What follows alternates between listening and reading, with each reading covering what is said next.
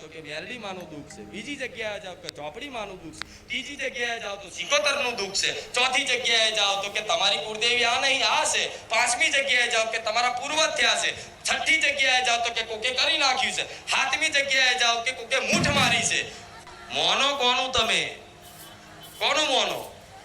અને તમે બધું કરીને થાક્યા અને કશું થયું? સમયની બરબાદી થઈ, પૈસાનું પોણી થયું અને માનસિક તમે પરેશાન થયા, વેમમાં મરી ગયા. બે ચાર લોકોના કહેવાથી ભગવાન નહીં, માતા નહીં, મારું કામ ના થયું, મારા જીવનમાં દુઃખ દૂર ના થયા તો હું માનું નહીં, તો તમારા માનવાથી કે ભગવાનનું અસ્તિત્વ નહીં પતી જવાનું.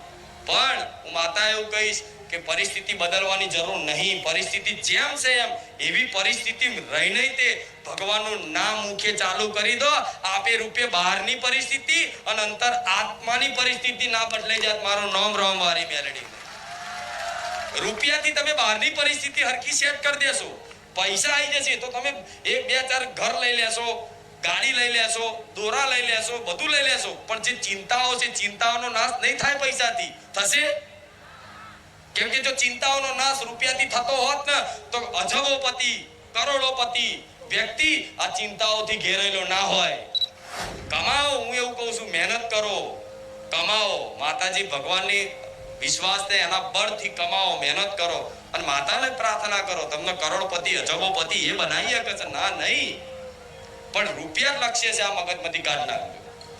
શું માતાજી કે રૂપિયા જ આલા? અને બધાની માંગે છે કે માડી અમારે બહુ તકલીફ છે, ચોકથી ચોક રસ્તામાં જતા હોય તો વિચાર કરે અહીંથી માં નીકળું છું અને ચોકથી હારો થેલો મળી જાય તો. પતિ પત્ની બાઇક ઉપર જતા હોય અને વાતો કરતા કરતા હારું આપણે અહીંથી રૂપિયાની બેગ મળી જાય કેવું નહીં?